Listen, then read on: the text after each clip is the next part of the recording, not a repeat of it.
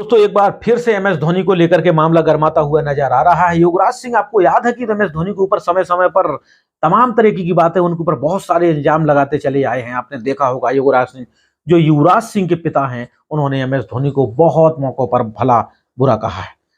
लेकिन एक और प्लेयर अब एमएस धोनी को लेकर के एक कमेंट आया है कि उन्होंने जब मैं अपने कैरियर के पीक पर था तब एमएस धोनी ने बिल्कुल भी मेरी हेल्प नहीं की, और जो पसंदीदा प्लेयर थे एमएस धोनी के, उनको प्लेइंग 11 में खिलाया है और मुझे टीम से बाहर कर दिया।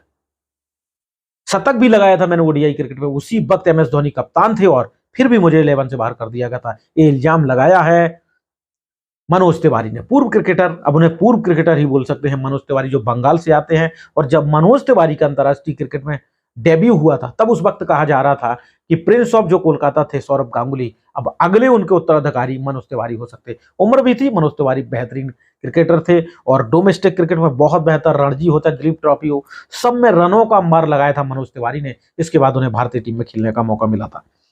तो मनोज तिवारी का कहना है कि एमएस धोनी इस तरीके के कप्तान रहे हैं जिन्हें मैं बहुत अच्छा कप्तान नहीं मानता हूं।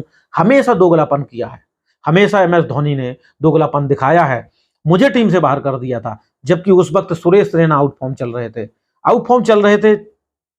अगर देखा, वीरेंद्र सहवाग भी उस वक्त थे, फिर भी उन्हें बाहर नहीं किया गया था। युवराज सिंह का कह रहे बराबर सपोर्ट किया। हालांकि युवराज के पक्ष में अलग चीजें हैं, उनके पिता युवराज कुछ और तरीके से सोचते, लेकिन मनोज तिवारी का मानना यही है कि जो उनके पसंदीदा क्रिकेटर थे उनको जबरदस्ती खिलाया, फॉर्म में ना होते हुए उन्हें लगातार बैक किया है। रोहित शर्मा उस वक्त इतनी बेहतर फॉर्म में नहीं थे, लेकिन फिर रोहित शर्मा को बराबर एमएस धोनी खिलाते थे और मुझे बाहर कर दिया, ऐसा मनोज तिवारी का मानना है। मनोज तिवारी ने वैसे भारत के लिए 12 ओडीआई मुकाबले खेले, जिसमें 2 अर्धशतक और 1 शतक भी आया है।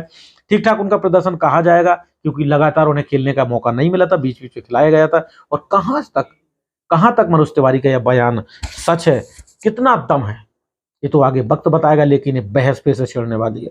ऐसा नहीं कि एमएस धोनी के ऊपर पहली बार किसी क्रिकेटर ने सवाल खड़े किए हैं। ऐसा युवराज सिंह के पिता युवराज सिंह ने भी सवाल खड़े किए हैं, और इस तरीके की भाषा का यूज किया है ना युवराज सिंह, जो पूर्व क्रिकेटर भी रहे भारत के, एमएस धोनी को लेकर के, कि सिर्फ वो क्रिकेट के जब फील्ड पर रहते थे तब वो दोस्त थे। इसके बाद युवराज ने कभी एमएस धोनी को अपना दोस्त माना ही नहीं, ऐसा उनके फादर युवराज सिंह का मानना है। और एक और मैं आपको वाकया याद दिलाता हूं, भारत न्यूजीलैंड दौरे पर थी। न्यूजीलैंड दौरे पर भारतीय टीम गई थी और एमएस धोनी उस टीम में कप्तान थे।